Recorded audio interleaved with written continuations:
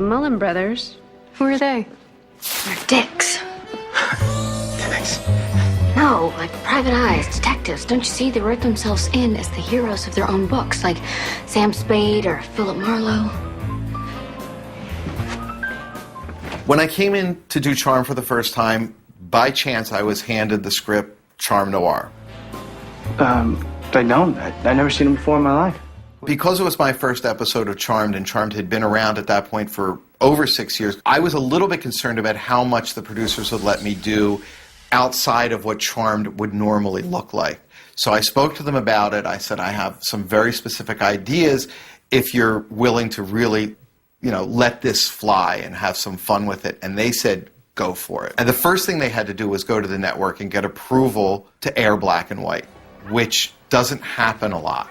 Networks are very hesitant to allow things to be broadcast in black and white. And that was an important element, because if we couldn't do the novel in black and white, it would really change stylistically the way I would shoot it. You're saying? Thanks, guys. Could you be any less subtle?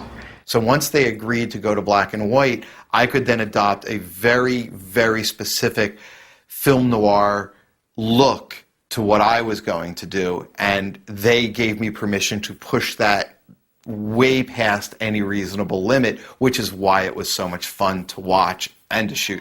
You're a little heartbreaker, aren't you? A regular femme fatale. It was an opportunity to actually draw back from my past in film school and remember the noir period and remember the films that they showed and actually apply many of those visual effects to what we were doing.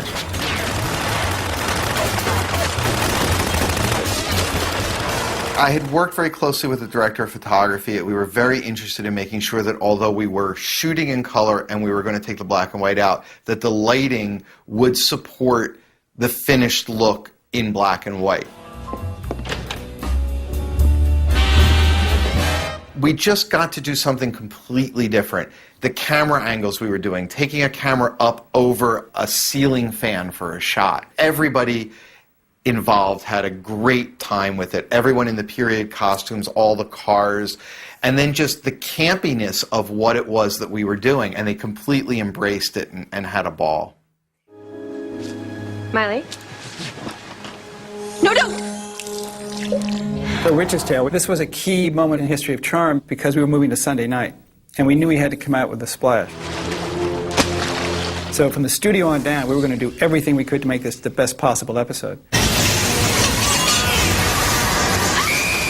2 weeks before I think we start shooting it, Holly calls me up. She said, the script is great. I think it's terrific. I'm really excited about the 5th season. I think you're going to have a little trouble with Alyssa, though, because I don't know if you know this, but she is deathly afraid of the water. Will someone please get me back to the ocean before I suffocate? I need the water. You want water? I'll get you some water. 5 days before shooting, script comes out. We get a call from Alyssa saying, there's something you need to know. I'm deathly afraid of the water, and I won't go in the ocean. You are holding me hostage. Yep, looks like it. Look, I am not a common goldfish. I cannot ignore the call of the sea. Well, the call of the common bathtub is just going to have to do. It was such a great script, and it was going to be such a great episode, but Alyssa wasn't going to do it. She did it, but mostly it was a combination of her, doing more than she was comfortable doing, and us shooting it in such a way, both with a double and just with some very clever camera angles. She agreed to go into the water up to her waist, and we used stunt doubles for everything else. We had a tank on stage where the cavern was. Whenever she was in that water, we had a stunt person in there for safety. We met with people who had done mermaids before. We looked at a lot of film. We picked a guy who supplied the tail. Now we had to design what the top was going to look like. And a lot of that had to go with how much Alyssa was willing to bear. It was all bare chest, except she had a little bit of mermaid stuff right over her breasts and nipples. In fact, when the network first saw it, they were shocked at how revealing she was allowing it to be. And she was fantastic. She loved making people laugh, and she loved getting into the costumes, so she was fantastic with that part of it. Okay, all I need are my sea friends and little shiny objects and to lay on a rock and comb out my hair. So to do a mermaid episode with a woman who is deathly afraid of the water And pull that off, I think, is probably one of the most magical things we did. Excalibur! In Sword in the City, we had a gaggle of magical creatures. Back of the line, please. Hoof it, sister! Chris! Chris! Get down here. We had 20 little magical creatures in one little room, and it was quite amusing, big to little.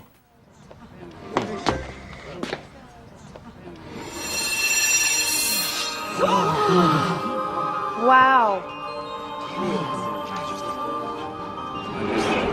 There's a moment where Piper's in doing some potions, and Danny comes in to grab her. Hey, lady! We could really use an authority figure out there. A bunch of the stuff that's in that sequence, he just threw out. I mean, the guy was amazing. It was so wonderful to watch him do his thing. What is this? Natural selection. Naturally, I hope the sword selects me to be king. Finally get a little respect around here. Well, one of my favorite episodes was Happily Ever After because I got to do 3 completely different fairy tales and shoot them in 3 completely different styles. I'll split the witches up and make sure that none of them lives happily ever after. That was a great deal of fun, and it was funny because the girls really embraced their 3 storylines as well. The ballroom scene in Happily Ever After with Sean Patrick Flannery, and we had a beautiful set that Paul Staley had designed, and a big crane, and we were able to do all sorts of interesting shots. That was a particularly satisfying day for everyone concerned, I think. It was just a lot of fun, and Alyssa was just great in the part. Paige! I really liked Paige from the Past because it was the first year with Rose, and it was the first time that we did something with Rose that was different. We put her in braces, made her be a teenager. I'm all right. I'm all wrong. Oh my God, I saw Scrooge. I'm supposed to come back as a ghost, not a ghost with braces? And she did that transition very well, where she could pretend to be a teenager, but she was still herself. Can't believe I remember the combination. I used to live out of this locker. And she had a scene where she's describing what happened to her parents to the other girls. And it was her first really heavy dramatic scene, and she was having a little trouble with it. And the second take, not great, but okay. So I said, okay, we have it. I'd like to do one more, but you do have it in the bank, so don't worry about it. And now that she thought she had it, because we told her she had it, then she let it go, and it was great. You didn't see the car that swerved into our lane? The next thing I know, I'm on the pavement. The car's on fire. I love Rose. I love the fact that she came in a difficult situation and found a way to fit in very quickly with the crew. Bite Me was an episode in which really centered around her becoming a vampirist.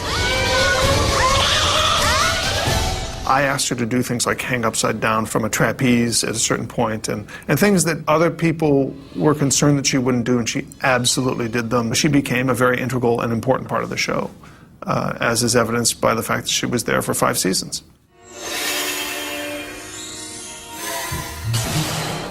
In Scry Hard, there's a dollhouse, an exact replica of the manor, and we had to create a real dollhouse that looked like the manor, and then Leo and Piper are shrunk down by Wyatt and trapped inside of the manor because they're fighting and he gets mad at them. So we had to basically build a little house. That was actually really, really cool. It's amazing we got it done because we'd only have 8 days to prep. And then we were shooting, so we found out as soon as we could. The production team started building it, and by the time we were shooting, thank God we had it. So for me, that was one of the biggest challenges, was to sell the fact that they were in a really small dollhouse and not in the real manor, and shooting it from different angles that gave us the feeling that this was a small house and that they were small, because we were intercutting with other scenes where people were full size in the real manor walking around this dollhouse. So that was a challenge, but I think we pulled it off pretty well.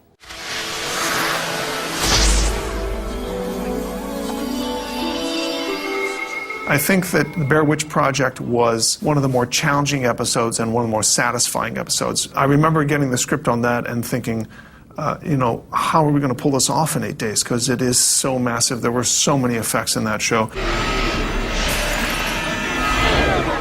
Who the hell are you? I've had it with you and your stupid ideas. Ready to summon? Yep, all ready to go. We had partial nudity with Kristen. What's wrong? If you would just listen to me. Oh, wow! That's just a lot. It is apparently still the only way I can get anybody to listen to me. Woman, keep your clothes on. This is a family show. Working with Kristen on Blair Witch Project was a great coup both for the show and for me, because she was very daring and a trooper, and she's such a wonderful actor and so incredibly pretty. It was just a pleasure to work with her. Finally, I'm free. Yes, you are. All right, let's 86, that kind of talk now, people. We will not give up on love. Repeat, not give up on love. Love is everything. It's the only thing. That's why you're here. That's why I'm here. The interesting thing about doing the 7-Year Witch, which was the 175th episode, was a bringing together of cast from the past that obviously were very successful in their own right after the fact, and trying to get everybody onto the set at the same time basically proved impossible. There was a long sequence where Holly was unconscious on the sofa, and everybody was there, but we never had everybody there at the same time. There were literally 3 different days that we shot those scenes with different people. So Julian, who was over on one side talking to Holly, was on one day. What beauty. She doth teach the torches to burn bright. And what was going on the sofa was another day. And when Billy Zane made his entrance from the stairs was a 3rd day. So we never had everybody there at the same time, but had to create scenes where everybody was talking to each other. Look, we know you have Leo. Bring him down here now. The whole episode of The 7-Year Witch is about Brian being put in a position of making a choice, but making a choice without the knowledge of what the ramifications of those choices are.